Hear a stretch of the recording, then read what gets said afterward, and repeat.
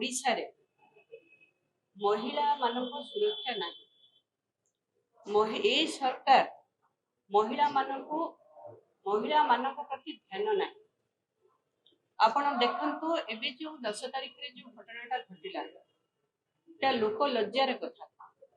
समस्त ए घटना जानी धौली जगह धौली भरी शांतिपूर्ण जगह पर्यटन स्थली जगह समस्ते आसंती से जगह ओडिशार लोक ने ओडिशा बाहर प्रत्येक जिलू प्रत्येक देशरू भुवनेश्वर राजधानी एठी प्रत्येक लोक आसंती झियो बहु माने आसंती।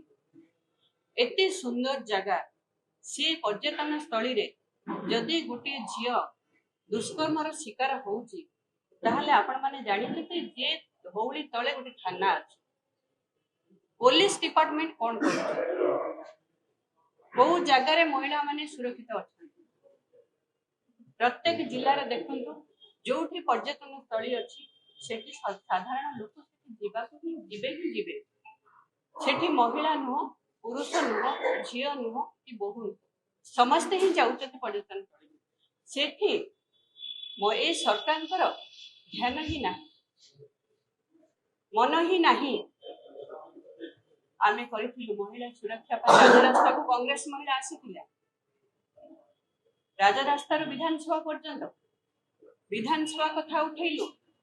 विधानसभा जदि कथा उठिला सेठी विधायक मानकु टेकी निया गला तांकर सुना गहना पैसा पत्र चोरी करा गला। आउ सेठी महिला विधायक थिले तांकु मध्ये अभद्र भाषा रे कहला गला। ए सरकार महिलाओं प्रति केते अत्याचार अन्याय करूछंती समस्ते जानी। मोर कहिबार उद्देश्य एठी महिला बाचस्पति अच्छंती महिला उपमुख्यमंत्री अच्छंती तांकु लज्जा लागिया कथा। जेबेठु बीजेपी सरकार आसिले मां मानकर भरोसा थिला विश्वास थिला झियो मानकर विश्वास थिला जे ये सरकार आसिला परे हमर महिला माने सुरक्षित रहिबे। 24 वर्ष सरकार बीजेडी रे